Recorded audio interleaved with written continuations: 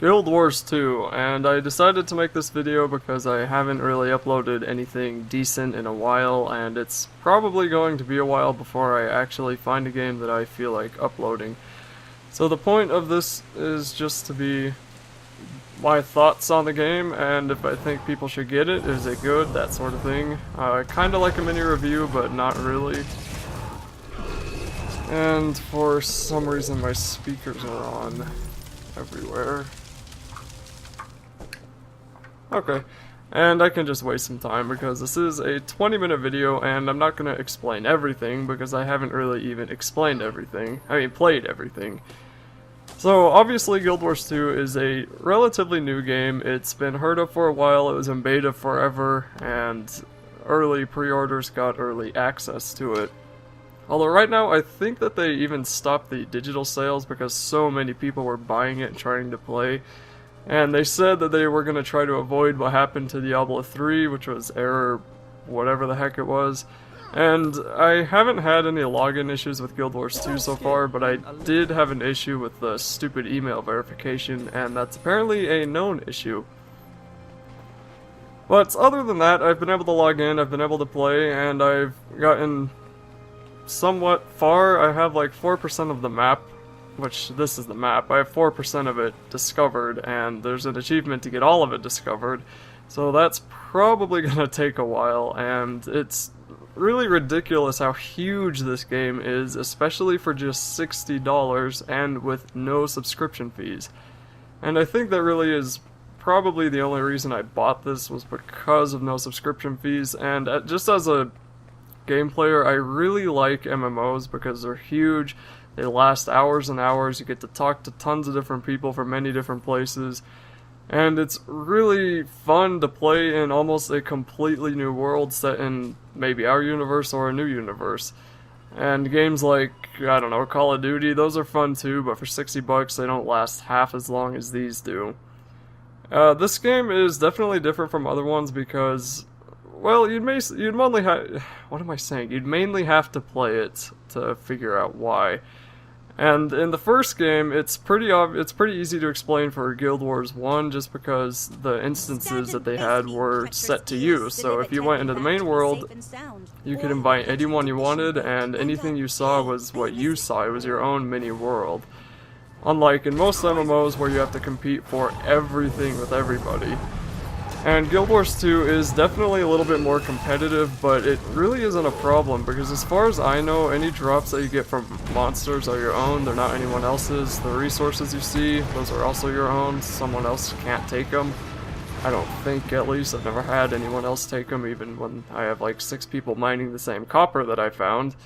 And the story is your own personalized story, which is based off of the answers that you, or the questions that you answer at the beginning of the game.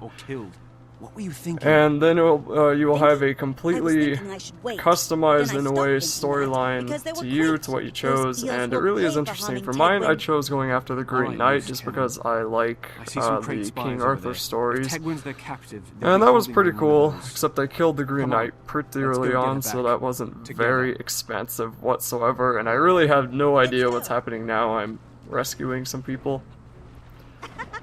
And one thing that's really cool about this are the underwater fights that you can do, and as you see down on the bottom, they have your different skills, your health, and your experience and everything. And when you're on land, you have a different set of attacks than when you're underwater, and I thought that was really cool, but it also was a little bit annoying, just because you get 5 of your skills unlocked on land pretty quickly, and then you have to get them unlocked again underwater. And to get the skills that you have unlocked, I'm not 100% sure how it works, but from what I know, and from what I can tell, you switch to different attunements, at least as the Elementist. I have 4 different attunements, which are the 4 different elements, the earth, fire, water, wind, that sort of thing. And my favorite attunement that I chose at the beginning was fire, which is why I'm using fire a lot. So you get these different attunements and you attack with one of them, and as you attack you unlock the next one, and you do that until you get the 5th one.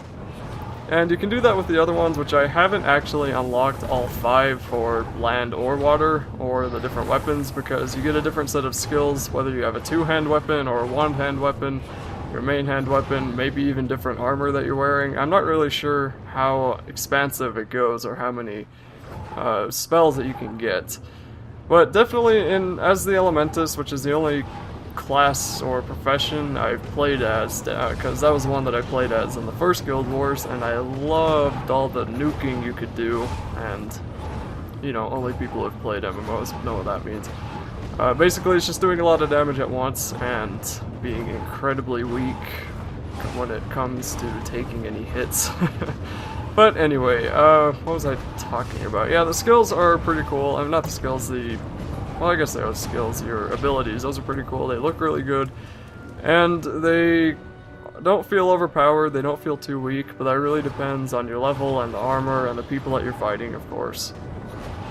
So here, I was actually a little bit confused. I didn't know I was supposed to go on top of this post that's in the middle of this lake, so I was killing the things underwater. But I eventually had to kill them anyway to get to the jailer at the bottom, and, you know, I don't even really know what the heck I was doing. I was just recording the video. And in this instance, which is separate from the real world, which means, as I said, for the first Guild Wars you don't have to compete with anybody, but it's not like in the first Guild Wars, it's not like the first Guild Wars just because this is for quest advancement, and you really can't go back into these instances to grind for items or farm gold like you could in the first one. And maybe you can in some of them, but this early on in the game, which is like 10 hours in, and I'm level 14, I think, and there's 80 levels and, you know, that sort of thing. This early on, I really don't think these instances have any use other than advancing the story. So as you can see here, obviously, the game Guild Wars looks amazing as far as games go. It definitely could use improvements here and there, and I don't think I have my settings on the absolute highest settings because my graphics card isn't the strongest, and I had to turn off the anti-aliasing, which made the edges more jagged, so I could record at 30 frames a second instead of 22. But, you know, that's really beside the point, and for the most part, it really does look good, even on the lower graphics, and I really just love looking at this game. And inside the different maps and areas, you can get vistas, which will show off the surrounding scenery and setting that's around you. Then there's different locations you can discover, which give you experience, and there's trait challenges you can do, or skill challenges, which give you skill points.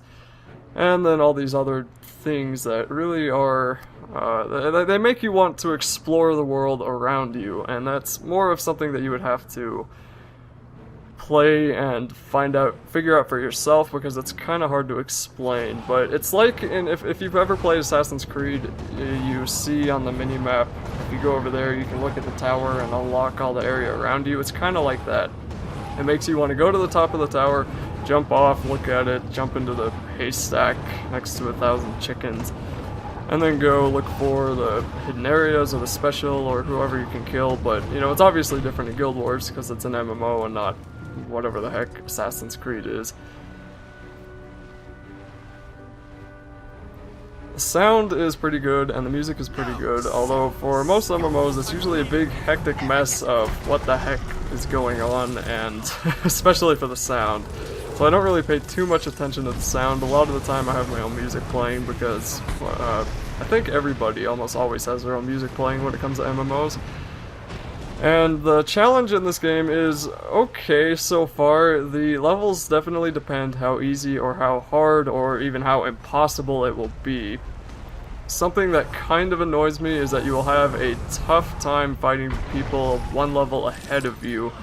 And that's been in every MMO, and by a tough time I mean you have a good chance of dying, and that really has just been in every single MMO I've ever played. I really don't know why it has to be that way. Like, I think if you're one level below, maybe you should stand a little bit of a chance, but it's really not all that bad. But if you're like 3 levels below or 4 levels below, especially for the instance that they want you to do, or the challenge or the event that just happened, then you probably aren't going to last very long. I don't know why. I It's just the way the game is. As for the armor, this is all that I have, and this is stuff that I got from the beginning of the game, so I probably should look for new armor, even though I'm not really sure how that works yet, because there's still a lot of stuff in this game that I haven't even figured out. There's also a huge crafting system, and many other things that I just can't talk about in 20 minutes. The voice acting is also pretty good in this game. I'll shut up for a minute so you can hear them. Babbling about Tegwin? Well, spank me and call me apprentice. Looks like your salad days aren't over after all. Karis, what are you doing here? And the story is okay. Again, I have absolutely no idea what the heck is going on after killing the Green Knight. So here, I don't really care. MMOs don't usually have a good story at all, or it's so long and drawn out you'd have to play it 50 times to understand it completely, and you don't want to ever play the same character, same exact character more than once, just because, well, I don't know, maybe some people do. I know in MMOs I never want to make another character just because it takes forever to get the one that's my favorite to the level that they are. But anyway. For other things that about this game that people will probably ask are, or is the grinding bad? And that just means there a lot of repetitive stuff that you have to do to get anywhere. Kind of, but that should be expected. There aren't any quests, as far as I know, that tell you to go over here, pick up 60 weeds and bring them back, or go over here, kill 60 goblins and come back when you kill them. I haven't run into any of those quests because it isn't a traditional quest system, and the main way to get experience is to just wander the world, find instances, find people to help, and when you help people, which there's a big heart marked on your map, when you help that person or that area, that can be a little bit grinding, but it's over quick enough where you don't really mind it, and you get enough experience and money back that you want to do it. And of course, many times it's your only choice because the next instance wants you to be level 16 and you're level 10. So you have to be, you know, you want to get your level up for that, obviously. Although you probably wouldn't be level 10 if they wanted you to be level 16, but that's just an example.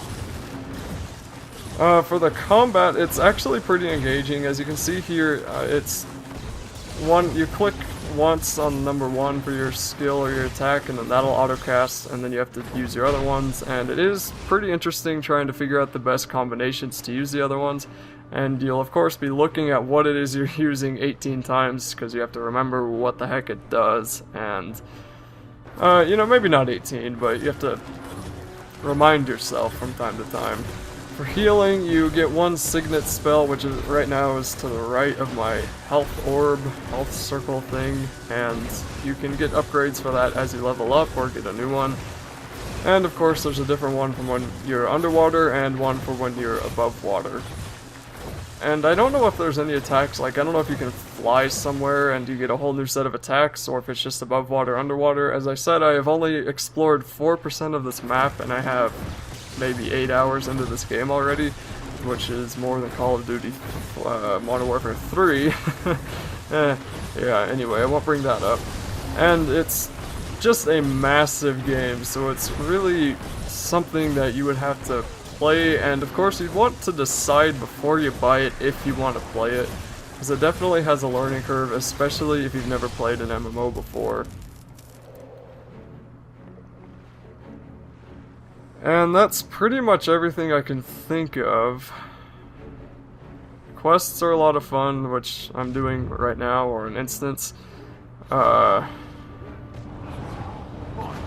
really all I can come up with right now.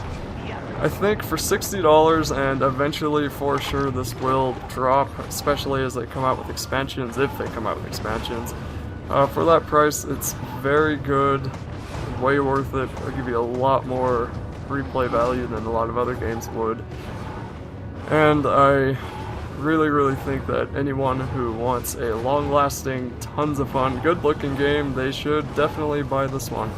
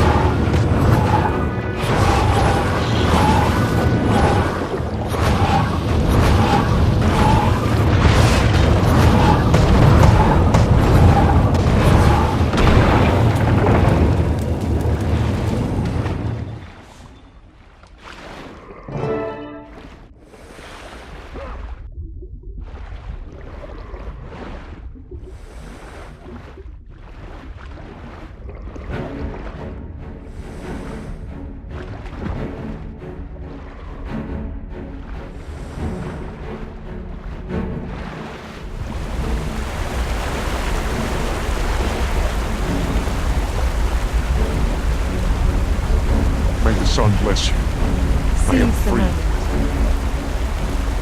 Live well. I hate cages almost as much as I hate logic problems. Thanks.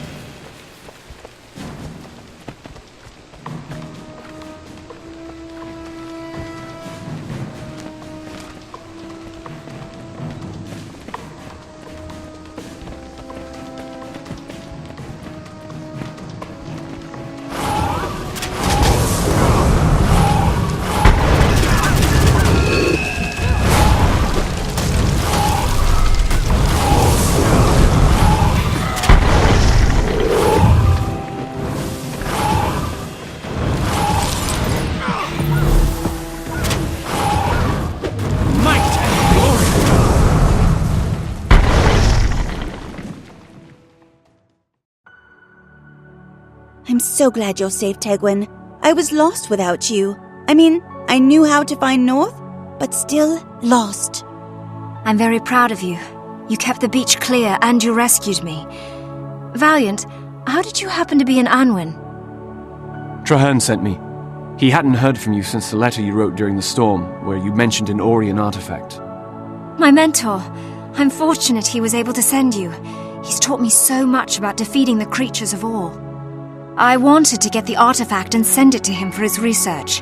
It was a beautiful silver mirror, just radiant, covered in the designs of ancient Awe.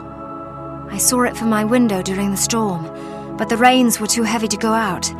When I went to search the beach the next morning, I was attacked by Crate. Hey, I was captured during that storm. I was checking the squid traps near my lab. You know, I think I heard those rats chittering about a slab of hard water. Might be your mirror. I figure I owe you one for the rescue. Those squid have a scratch near Zinder Slope. If you want, I'll show you where they live. Oh, can we? I've never seen a squid house, and that way we could still get the mirror. Tegwin? Well, Anwen's protected by the seed plants, and it is for a good cause. All right. Valiant, I'd like you with us. Shall we meet at Zinder Slope? I'll see you there.